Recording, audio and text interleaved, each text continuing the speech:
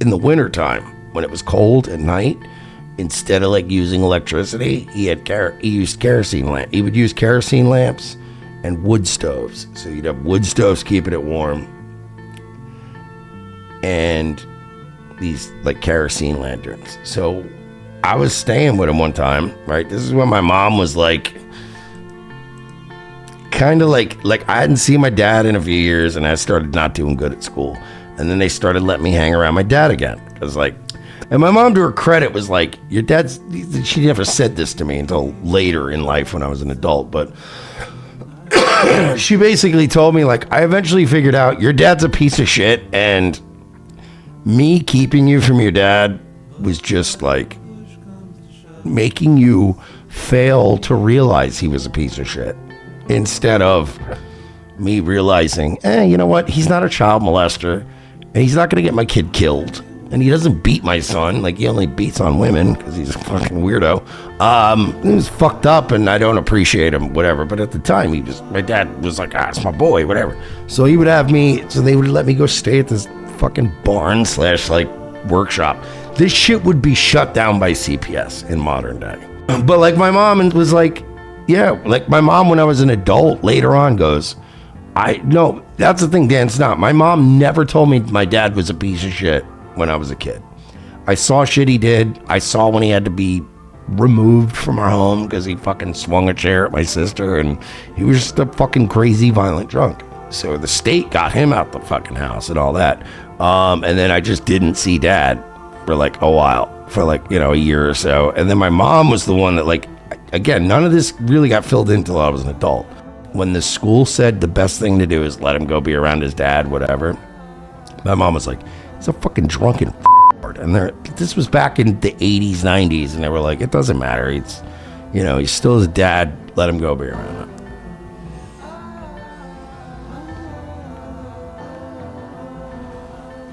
My mom explained later on when I was an adult. She was like, yeah, I started realizing it was better to let you just go there as per, hey, the state's telling me they want this. My kid's telling me he wants this. You know what? I'm giving him what he wants. Don't spoil it for him. Your dad's a piece of shit. You're going to find it out. I'm going to let him go find out his dad's a piece of shit. And I found out on my own my dad was a piece of shit. Long story short, too late. I felt bad because my dad never hit me, never beat me up.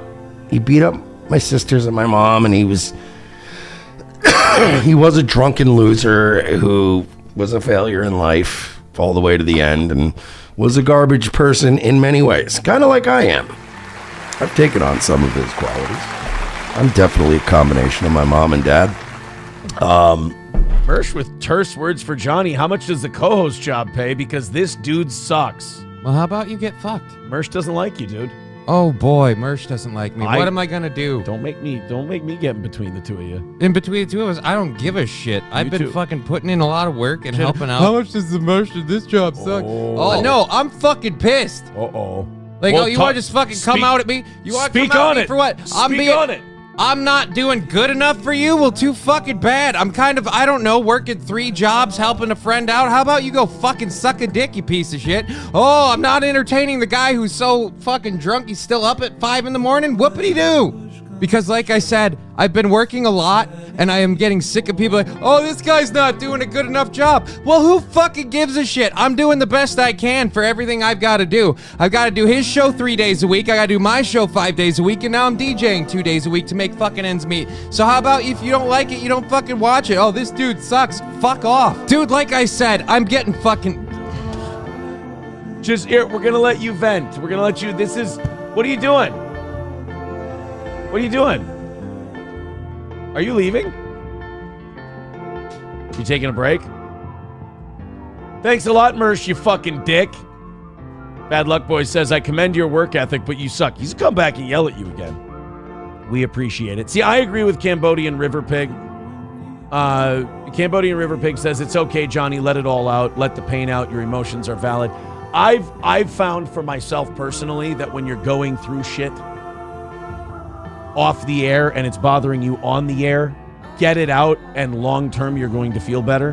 But I just, for myself, and my broadcasting career in general, even when I was broadcasting on a 500-watt AM station in Litchfield, I knew that if something was bothering me and it was hindering me on the air, it had to come out, no matter how it came out. And I've cried on the air before. You know, I've with this audience, I've gone through... I don't give a shit about crying in front of people. It's not a big deal to me. I can't control it. It's a whatever. I mean, when April left the show, that was incredibly hard for me. Not only because I really enjoyed doing shows with her, but I was really upset that people took this beautiful person who had this thing they loved doing and they stole it from her. And I hated that. And it really, I don't know. It really upset me too. And when I talked about it on the air, I teared up a little bit. So. Yeah, well, like I said, I'm on my last medication. My body's getting overworked from all the shit I'm doing, and I have a 5-year-old daughter. So if I have one more relapse, it could be fatal. I'm literally doing everything I can to push my body, but that's breaking it. So it's just very stressful. All right, let's we're not going to do any more of this stuff.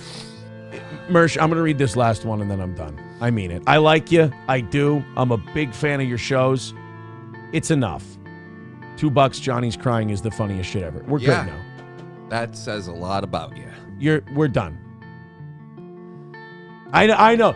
Look, good radio, this and that. I've been doing this an awful long time. But we're done now. I wanted to talk about.